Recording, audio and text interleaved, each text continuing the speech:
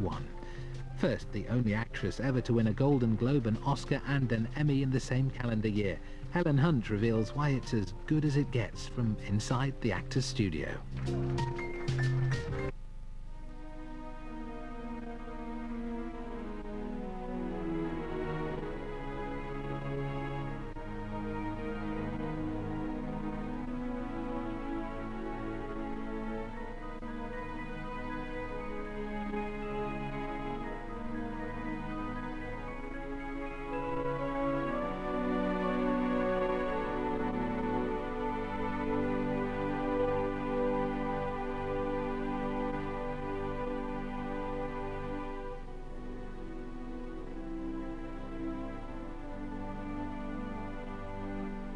Tonight's guest is both one of our younger artists and one of our most honored.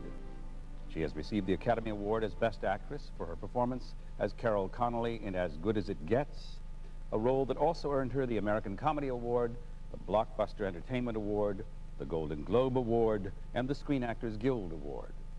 For her creation of Jamie Buckman in Mad About You, she received 4 Emmy Awards, 3 American Comedy Awards, 3 Golden Globe Awards, 2 Screen Actors Guild Awards, and 3 Viewers for Quality Television Awards.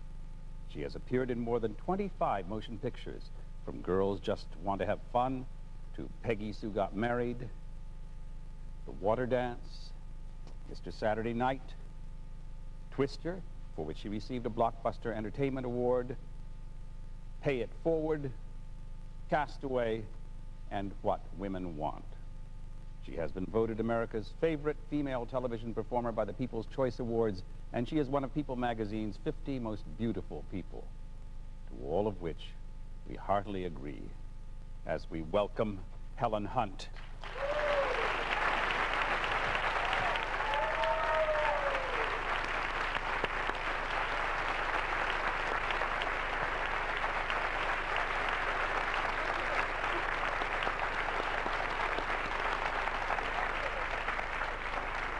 We're going to start with what is just the beginning of a couple of significant coincidences.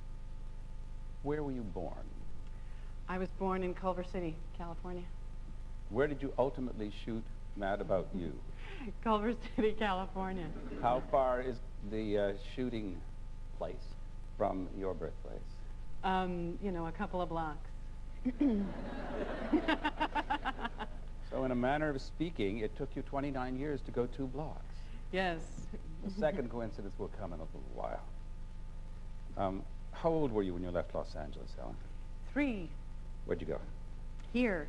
My father is a director and wanted to work in the theater, and in Los Angeles there was very little. Yeah. So we came here. My mother bravely, having never left Los Angeles, came here and with 2 kids and a dog and somehow found an apartment. Your father made a substantial part of his reputation in TV, didn't he? He started in the theater, directing plays all over the city, and you know, he did things from Lincoln Center to directing puppet shows at Bill Baird's Puppet Theater to, yeah. And you know, lucky for me, what he did is take me to the theater all the time. They both did.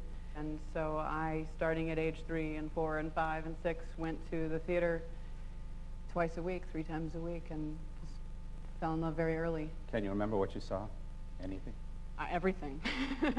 I remember being taken to see Godspell before it even moved to the Cherry Lane Theater in the basement of a church.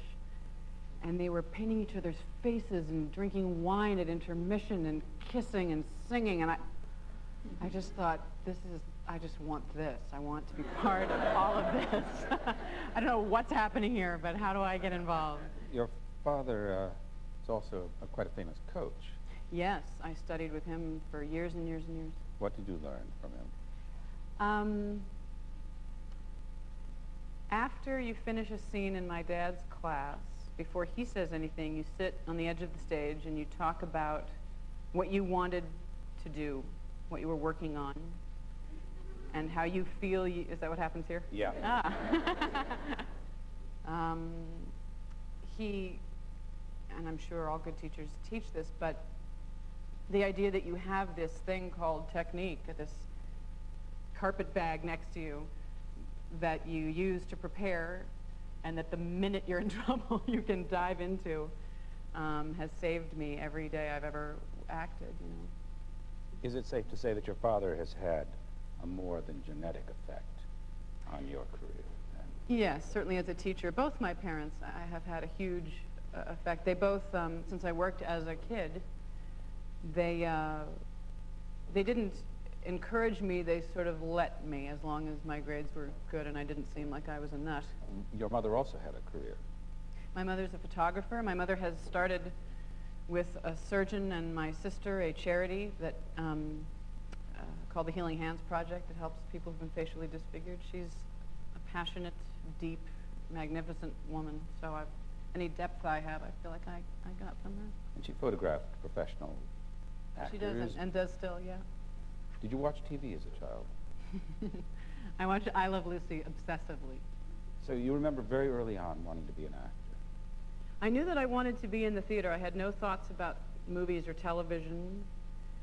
And I don't even know that I specifically thought I want to act. I just knew I wanted to be in that building. I wanted to be part of it somehow. One of the first concerns of these master's degree candidates when they graduate from the drama school is getting an agent.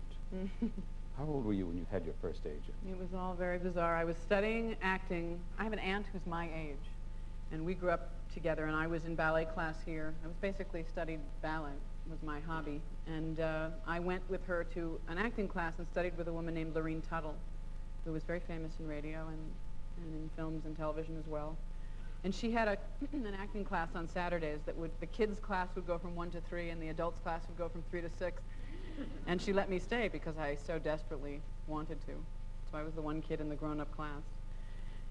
And she had a friend who was an agent who came and saw me do something, like The Bad Seed or something, The Children's Hour, whatever I was doing. And the next thing you know, I had an audition for this television movie directed by Buzz Kulick, who had directed Brian's Song. And I auditioned and then sort of got this agent at the same time, and then at the end of my audition asked him if I had the part, to which he replied, you know, yeah. I went, oh, great. So I manipulated myself into my first job. See how easy it is? Yeah, just be 9 and make him give you the part. Yeah. You said something, they were magic words on this stage. You studied ballet. Where'd you study ballet? I studied here at a school on 81st Street, I don't remember the name. Then I studied with a woman named Anna Chiselka in Los Angeles. Then I studied jazz with a teacher named Joe Tremaine, and then Michael Rooney, who's a choreographer. I studied dance up until the day I got mad about you. You mentioned the film that you got into very early. What was that? It was called Pioneer Woman, and it was starring Joanna Pettit, about a woman who loses her husband, and she and her 2 kids have to make it on the prairie, and I was the pioneer daughter. Well, you've said, somebody forgot to tell me I was a kid. In Pioneer Woman, I was trying to play Sophie's Choice. Well, huh? I do remember some very deep monologue about, you know, my life back home in Nebraska.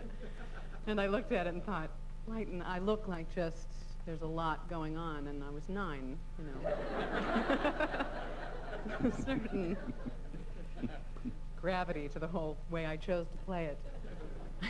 I thought you were terrific. Thank you very much. What was the Amy Prentice? Oh my God. It was, you know, they had like Columbo and Macmillan and Wife, and then there was one that didn't last long, which is the story of my television career for like 20 years there, which Jessica Walters played a detective, and I was her daughter. Whenever they called me, I showed up. Just like that? Just like that.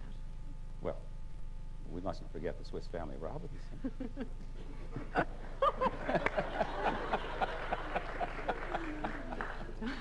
Tom Hanks These are your emailed me and These said you would people. bring up Swiss Family Robinson. Did he really? Yes.